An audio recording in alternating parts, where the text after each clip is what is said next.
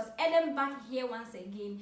Today I'm coming to share with you 10 life lessons parents must learn about their teens. In our last section, I spoke about 10 things I learned as a teen. Today I'm coming to the parents, our dear parents. 10 things I think and I feel like parents must know about their teens. It will help them a lot in handling their teens. Let's get right into the video. Teenage years, we all know, is one of the crucial years in our lives. A lot of life growth and a lot of life lessons. The most hardest lessons of life is being taught in our teenage years.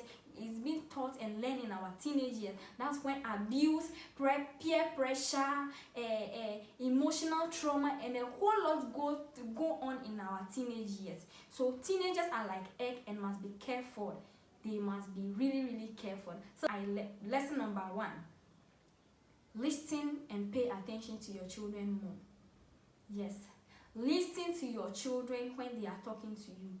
Listen to your children. Children also have their own struggles. They have their own struggle, hence it is stressing them out. It's stressing them. Their mentality of I have been there before is a no. Know that your times are different and things are different. Things are different now, and your time was also different. Know that, and know that your child needs more attention. Pay listening ears. Teens go through a lot of things and they need people to confide in them. If you are not paying attention to them and listening to them, they go out and seek for attention from a different place, and that can be the genesis and the revelation of disaster in their lives. Make sure you pay attention to your child. Anything the child is saying, listen to them first. Process it before later you get back to them and maybe give them an answer. But if they feel like you are not listening to them, you are not paying attention to them, they go out, and that's the beginning and the genesis, as I said, of disaster. Lesson number 2: do not be too hard on your children. Yes, as I said earlier, children have their own struggle. The fear of disappointing your parents and your family alone is a lot of stress for you. That fear alone of disappointing everyone is a lot of stress and struggle for you. Allow your children's opinions to matter in their own lives. Do know the perception of my parenting is not a debate and my decisions are final is a no. It's just a no. That kind of mentality of my parenting is not a debate and it's not a debate and everything I say about it is final, is a no. Know that your children are different entities. They are human beings on their own. They have things they love, they have things they don't like, they have things they like also. So just guide them to make decisions, but never make decisions for your children. Never and ever make decisions for them. Guide them so that they can navigate their way through their decision making. Yes. Lesson number 3. Communicate with your children often. Communication, they say, is the foundation of every relationship. Yes, it is no different from this one too. Communication is the foundation of every relationship. Make sure you communicate with your children often. You let them know that they can tell you everything they are going through. They can share their struggles with you. Communicate with them. If you don't start early, you cannot start later. That is when your children will begin to hide things from you and you get to lose them. Yes, most parents don't know that they have lost their children. You just think this is my child and that's all. Most parents lose their children without knowing. Your child, you don't know your child, but you think you know your child. The child begins to hide things away from you. He begins to behave some way. That's when you see a child standing in front of maybe the parent, bantering word with him or her. The parent doesn't know that they have lost their child. All you know is, you are my child, and that is final. Parents, if you don't know this, I'm giving you this advice and it is a secret. You get to lose your children. Parents lose children. Yes, you lose. I don't know how to put this. Yes, parents lose children. You lose children. You will be seeing the child physically, but you have lost that child. You have lost that child. The child is not going to listen to you in anything. You don't. Lesson number 4: be mindful of your words. Yes, Be mindful of the things that you say to your children, your teenagers. Be mindful of your words. Do not behave as if they are not enough or worthy for you. Do not say hurtful things to them.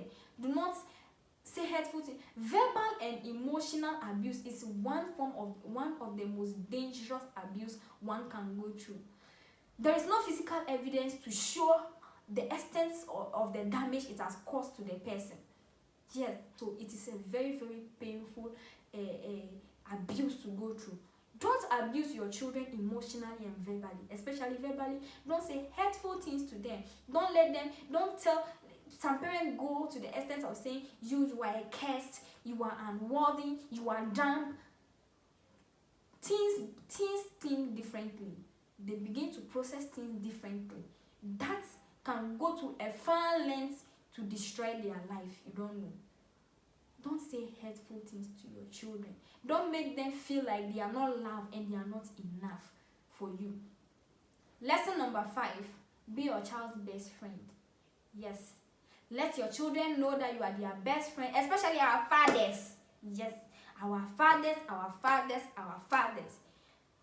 Some parents are there when they are coming to their house now, the children have to run and go and hide because daddy is back home. That kind of rigidness. Please, especially our fathers, please be your child's best friend. That's the only way you will not lose your child. Let them know that they can discuss anything with you. They can tell you anything they think. That is when you get to know your child, and when your child is going wayward, you will know when to put the child back on the right track. But if you are not your child's best friend, the child begins to act. Yes, the child is now an actor and an actress to you. It begins to act like an angel in front of you. But when the child goes out, the things the child goes to do, you don't know. That's when somebody will come and tell you your child has done. You'll be like, my child, lie. My child can never do this. My child can never do. You don't know that that's how your child is. If you are not your child's best friend, you don't let your child into your life. They don't tell you things about themselves. They don't discuss things, their struggles and everything with you. You lose them. Please be your child's best friend. That's the only way you can put them back on the right track when they are going away. Lesson number 7. Teach your children to go for what they love. Yes, teach your children to go for what they love. Instill confidence and self-worth into your children. Teach them to go for what they love, not what circumstances and pressure have thrown to them. Children or every human being have their own lives, things that we love to do and things we don't love to do. Guide them. Guide your children to make their decision, and instill that confidence and self-esteem, and instill that self-worthiness into them. Let them know that they can go for what they love, not what circumstances and pressure have thrown on their way or thrown to them. Lesson number 8. Don't compare your child with another. Yes, most parents get to do this. Don't compare your child with another. Every child is unique. Every human being is unique in their own way. Their capabilities and everything, everybody is different and unique in their own way. Do not compare your child with maybe another sibling or another person. Do not compare your child. Just encourage that child to give their maximum best. What happens is, if you are comparing that child, you are comparing Mansa to Mana. That Mansa, you are like this, and Mana is this. The other person you are comparing to the other person begin to mimic the other person's life. Oh, they say Mansa dressed like this, that's why she's beautiful or what. Let me also dress like this. They say Mansa eats fruit, that's why she's a good person. Let me also eat fruit. The child begin to mimic the other person's life. They begin to become actress and actors. They begin to act because that's what you have made them to do. You are telling them that the other person is better than them. So the only thing they will do is they will mimic the person. They will try to live their life like that person, and they will not live their full capabilities and what God brought them on this planet to do. They will not be able to achieve that. Do not compare your children. Every child is unique and very, very worth it. Every child is worthy and unique in their own ways. Allow your children to live their lives as how they are created. Do not compare your children. Comparison is a thief of joy and happiness. I will say that over and over again. Do not compare your child. The child you are comparing to another, if care is not taken, can even develop hatred for the other person. That child can develop hatred and envy towards that other person. Do not compare your children with another. Lesson number 9. Allow your children to have their own opinion. Allow them have their own opinion. Yes, we all have our own opinions and the perspective from which we see things. We all think differently.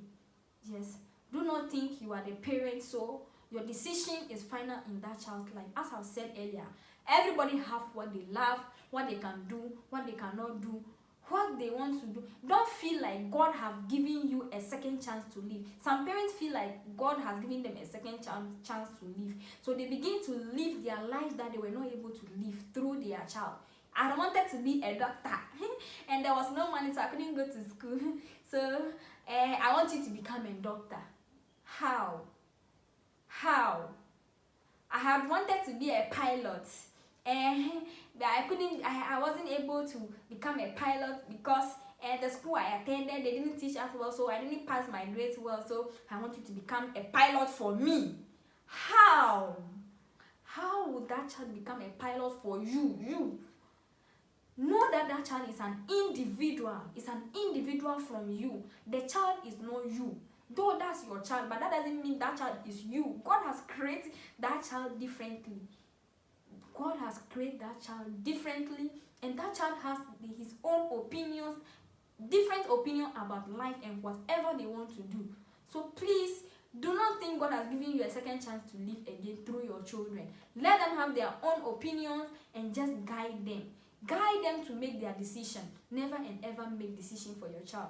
Else, you say your child should become a doctor, meanwhile she wants to become a carpenter. You not become a carpenter, or you want your child to become a doctor whilst your child wants to become a journalist. Then you force the child. You want to become a doctor for me because I wanted to be a doctor. The child finish the school and come and give you the certificate and say, I went to school for you. Yes. The child will come and give you the certificate and tell you that I went to school for you, and you'll be like, the child is an ingrate. It's not an ingrate. That's not what interests that child. You forced and coerced the child into doing what he doesn't want to do. Let your children have their own opinion. Lesson number 10 and our final lesson. Do not gaslight your children. Yes, don't gaslight your child. Some parents and guardians get to say hurtful things, as I said in the other one. Say hurtful things to their children and emotionally blackmail them again as if they are overreacting. You say bad things, you emotionally abuse the child, you verbally, you physically abuse the child, and later blackmail the child as if the child is an ingrate, the child is ungrateful, the child is a bad child. Do not gaslight your child. Do not gaslight your children. A lot of broken people in this world were broken in their childhood by their own parents and guardians and families. A lot of people, broken people in this world, were not broken by social media or anything. They were broken by their own parents, families, and guardians, through their words, through the way they treated them. It has broken a lot of people. Do not and ever gaslight your child. Don't say hurtful things to your children. Don't let them feel the sense of unworthiness. Let them feel that they are worthy, they are enough. They are everything the world needs to exist. Yes, don't gaslight your child. Hi guys! Thank you for watching my video once again. Hope you've enjoyed my video. Please subscribe to my channel by clicking the subscribe button. Press the post notification bell that anytime I post any video, you'll be the premier to watch. Please, are you a parent? Are you a teenager, or are you anybody? Anybody can relate to this. Can you relate to what I'm saying? Have you been through any of this before? Can you relate to this? Comment down below the comment section. your thoughts and what you have learned from this. If you are a parent, have you learned 1 or 2 things from this video? Comment down below the comment section. Let me also know your views about this. Until we will meet next in another video. Until then, it's still a bye.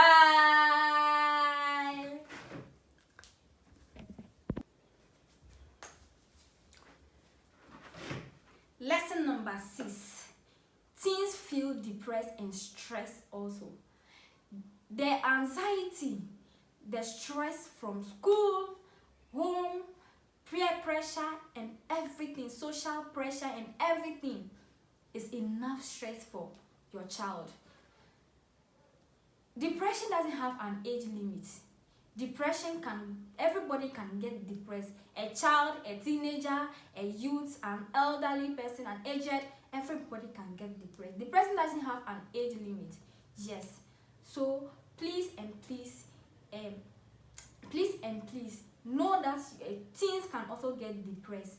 And if not checked, it can escalate into something terrible. Yes, the anxiety from schools alone